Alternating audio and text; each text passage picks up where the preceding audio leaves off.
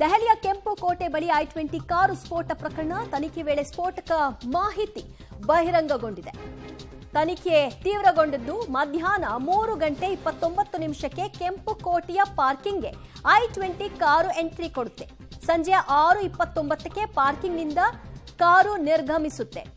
ದೆಹಲಿಯ ಕೆಂಪು ಕೋಟೆ ಬಳಿ I-20 ಕಾರು ಪ್ರವೇಶ ಯಾವಾಗಾಯಿತು, ಅಲ್ಲಿಂದ ನಿರ್ಗಮನ ಯಾವಾಗಾಯಿತು ಮತ್ತು ಸ್ಫೋಟಕ್ಕೆ ಕೆಲ ಹೊತ್ತುಗಳ ಹಿಂದೆ ನಡೆದಂತಹ ಬೆಳವಣಿಗೆ ಏನು, ಇದೆಲ್ಲದರ ಇಂಚಿಂಚು ಮಾಹಿತಿ ಈಗ ತನಿಖಾ ತಂಡಕ್ಕೆ ಲಭ್ಯವಾಗ್ತಾ ಇರೋ ಹಿನ್ನೆಲೆಯಲ್ಲಿ ಈ ಕಾರು 3:29 ಬಂದಿದೆ. 6:29 ಅಲ್ಲಿಂದ ಪಾರ್ಕಿಂಗ್ನಿಂದ ಹೊರಟಿದೆ ಅನ್ನೋದು ಕನ್ಫರ್ಮ್ ಆಗಿದೆ. ಅಂದ್ರೆ ಅರ್ಥ 3 ಗಂಟೆಗಳ ಕಾಲ ಪಾರ್ಕಿಂಗ್ನಲ್ಲೇ ಇತ್ತು. ಕಾರು ಬಿಟ್ಟು ಎಲ್ಲಿಯೂ ಕೂಡ ಉಗ್ರ ಡಾಕ್ಟರ್ ಉಮರ್ ಕದಲಿಲ್ಲ. 3 ಗಂಟೆಗಳ ಕಾಲ ಕಾರ್ನಲ್ಲಿ ಇದ್ಕೊಂಡು ಆತ ಮಾಡಿದ್ದೇನು? ಆತ ಯಾರನ್ನಾದ್ರೂ ಸಂಪರ್ಕವನ್ನ ಮಾಡಿದ್ನಾ? ಯಾರ್ದಾದ್ರೂ ಇಂಡಿಕೇಶನ್ಗೋಸ್ಕರ ವೇಟ್ ಮಾಡ್ತಿದ್ನಾ? ಅಥವಾ ಜನರ ದಟ್ಟಣೆ ಹೆಚ್ಚಾಗ್ಲಿ ಅಂತ ಆತ ಬಯಸ್ತಾ ಇದ್ನಾ? ಅಥವಾ ಆ ಪ್ರದೇಶವೇ ಆತನ ಟಾರ್ಗೆಟ್ ಆಗಿತ್ತ? ಈ ಅನುಮಾನವೂ ಕೂಡ ಈಗ ಇದೆ. 3:29 6:29 ಪಾರ್ಕಿಂಗ್ನಲ್ಲಿದ್ದಂತಹ ವ್ಯಕ್ತಿ ಎಲ್ಲೂ ಕೂಡ ಓಡಾಟವನ್ನ ನಡೆಸಿಲ್ಲ. 3 ಗಂಟೆಗಳ ಕಾಲ ಕಾರ್ನಲ್ಲೇ ಉಳ್ಕೊಂಡಿದ್ದಾನೆ. ಆ ನಂತರ ಅಲ್ಲಿಂದ ಕಾರು ಹೊರಕ್ಕೆ ಬಂದಿದೆ. ಅಲ್ಲಿಂದ ಸ್ವಲ್ಪ ಮುಂದಕ್ಕೆ ಹೋದ ನಂತರದಲ್ಲಿ 6:50 ಹೊತ್ತಿಗೆ ಸ್ಫೋಟ ಆಗಿದೆ. ಅಂದ್ರೆ ಆತ ಅಲ್ಲಿಂದ ಕಾರ್ನಿಂದ ಹೊರ ಬಂದ ನಂತರದಲ್ಲಿ ಸ್ಫೋಟವನ್ನ ಬಯಸ್ತಾ ಇದ್ನ ಅಥವಾ ಆತ್ಮಹತ್ಯೆ ಬಾಂಬರ್ ಆಗಿ ಆತ ರೆಡಿಯಾಗಿ ಬಂದಿದ್ನ? ಈ ಪ್ರಶ್ನೆಯೂ ಕೂಡ ಈಗ ತನಿಖಾ ತಂಡಕ್ಕಿದೆ. ಮತ್ತಷ್ಟು ಮಾಹಿತಿ ಪಡೆಯೋಣ ನಮ್ಮ ಪ್ರತಿನಿಧಿ ಶಬ್ಬೀರಿಂದ. ಶಬ್ಬೀರ್, ಕಾರ್ ಎಷ್ಟೊತ್ತಿಗೆ ಬಂತು, ಎಷ್ಟೊತ್ತಿಗೆ ಹೋಯ್ತು ಅನ್ನೋದು CCTVಗಳ ಪರಿಶೀಲನೆಯಿಂದ ಎಲ್ಲ ಡೀಟೇಲ್ಡ್ ಆಗಿ ಗೊತ್ತಾಗೋಗುತ್ತೆ. ಆದ್ರೆ ಈ 3 ಗಂಟೆಯ ಅವಧಿಯಲ್ಲಿ ಆತ ಏನ್ ಮಾಡ್ದ, ಆತನ ಮೂಮೆಂಟ್ಸ್ ಏನು ಅನ್ನೋದು ಕೂಡ ಕ್ಯಾಪ್ಚರ್ ಆಗಿದೆಯಾ? ನೋಡಿ, ಬೆಳಗ್ಗೆ 8:30 ಸಂದರ್ಭದಲ್ಲಿ ಈ ಒಂದು I-20 ಕಾರ್ ಏನಿದೆ ಅದು ಬದರ್ಪುರ್ ಬಾರ್ಡರ್ ಮೂಲಕ ದೆಹಲಿಯನ್ನ ತಲುಪುತ್ತೆ. ಅದಾದ ಬಳಿಕ ಬೇರೆ ಬೇರೆ ರಸ್ತೆಗಳನ್ನು ಬಳಸ್ಕೊಂಡು ನೇರವಾಗಿ ಕೆಂಪು ಕೋಟೆಯ ಹತ್ತಿರಕ್ಕೆ ಬರುತ್ತೆ. ಮಧ್ಯಾಹ್ನ 3 ಗಂಟೆಯ ಸಂದರ್ಭಕ್ಕೆ ಸರಿಯಾಗಿ ಈ ಒಂದು ಕಾರ್ ಏನಿದೆ ಅದು ಕೆಂಪು ಕೋಟೆಯ ಪಾರ್ಕಿಂಗ್ ಲಾಟ್ನ ಬಂದು ತಲುಪುತ್ತೆ. ಸರಿಸುಮಾರು 3:20 ಆಗ ಸಮಯ ಆಗಿರುತ್ತೆ. ಅಲ್ಲಿಂದ ಸರಿಸುಮಾರು 6 ಗಂಟೆವರೆಗೂ ಕೂಡ ಪಾರ್ಕಿಂಗ್ನಲ್ಲೇ ಇರುತ್ತೆ. 3 ಗಂಟೆಗಳ ಕಾಲ ಅದು ಪಾರ್ಕಿಂಗ್ನಲ್ಲೇ ನಿಂತಿರುತ್ತೆ. ಈ ಸಂದರ್ಭದಲ್ಲಿ ಉಗ್ರ ಉಮರ್ ಏನಿದ್ದಾನೆ ಆತನು ಕೂಡ ಕಾರ್ನಲ್ಲೇ ಕೂತ್ಕೊಂಡಿದ್ದ ಅನ್ನುವಂಥದ್ದು ಕೂಡ ಈಗ CCTV ದೃಶ್ಯಗಳಿಂದ ಖಚಿತ ಆಗ್ತಾ ಇರುವಂಥದ್ದು.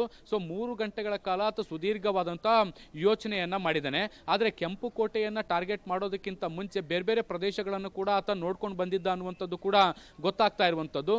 ಆದ್ರೆ ಎಲ್ಲೂ ಕೂಡ ಜನಸಂದಣಿ ಎಲ್ಲೂ ಕೂಡ ಹೆಚ್ಚು ಇಲ್ಲದೆ ಇದ್ದಂತ ಹಿನ್ನೆಲೆಯಲ್ಲಿ ಕೆಂಪು ಕೋಟೆಯನ್ನ ಆಯ್ಕೆ ಮಾಡ್ಕೊಂಡ್ರ ಅನ್ನುವಂಥ ಪ್ರಶ್ನೆಗಳಿದಾವೆ. ನೋಡಿ, ಸೋಮವಾರ ಆಗಿದ್ದಂತ ಹಿನ್ನೆಲೆಯಲ್ಲಿ ಸಾಕಷ್ಟು ಪ್ರವಾಸಿ ತಾಣಗಳು ಕೂಡ ಬಂದಾಗಿರ್ತವೆ, ಹೆಚ್ಚು ಅಲ್ಲಿ ಜನಸಮೂಹ ಇರಲ್ಲ. ಆದ್ರೆ ಕೆಂಪು ಕೋಟೆಯ ವಿಚಾರಕ್ಕೆ ಬಂದಂತ ಸಂದರ್ಭದಲ್ಲಿ ಕೆಂಪು ಕೋಟೆಯನ್ನ ಹೊರಗಡೆಯಿಂದನೂ ಕೂಡ ನೋಡಬಹುದು. ಇದರ ಜೊತೆಗೆ ಇಲ್ಲೇ ಬಹುದೊಡ್ಡ ಮಾರ್ಕೆಟ್ ಕೂಡ ಇರುವಂತಹ ಹಿನ್ನೆಲೆಯಲ್ಲಿ, ಚಾಂದಿನಿ ಚೌಕ್ ಮಾರ್ಕೆಟ್ ಕೂಡ ಇರುವಂತಹ ಹಿನ್ನೆಲೆಯಲ್ಲಿ ಸಾಮಾನ್ಯವಾಗಿ ಸಾಕಷ್ಟು ವ್ಯಾಪಾರ ವಹಿವಾಟುಗಳು ನಡೀತಾ ಇರುತ್ತೆ. ಜನರು ಶಾಪಿಂಗ್ಗೆ ಅಂತ ಬಂದಿರ್ತಾರೆ. ಸೊ ಇಲ್ಲಿ ಹೆಚ್ಚು ಜನಸಂದಣಿ ಕೂಡ ಇರುತ್ತೆ. ಸೊ ಹಾಗಾಗಿ ಈ ಒಂದು ಪ್ರದೇಶವನ್ನೇ ಟಾರ್ಗೆಟ್ ಮಾಡ್ಕೊಂಡಿರ್ತಾನೆ. ಆದ್ರೆ ಮಧ್ಯಾಹ್ನ ಹೆಚ್ಚು ಜನಸಂದಣಿ ಇರೋದಿಲ್ಲ. ಸಂಜೆ ಹೊತ್ತು ಶಾಪಿಂಗ್ಗೆ ಬರುವಂತ ಸಂಖ್ಯೆ ಹೆಚ್ಚಾಗುತ್ತೆ.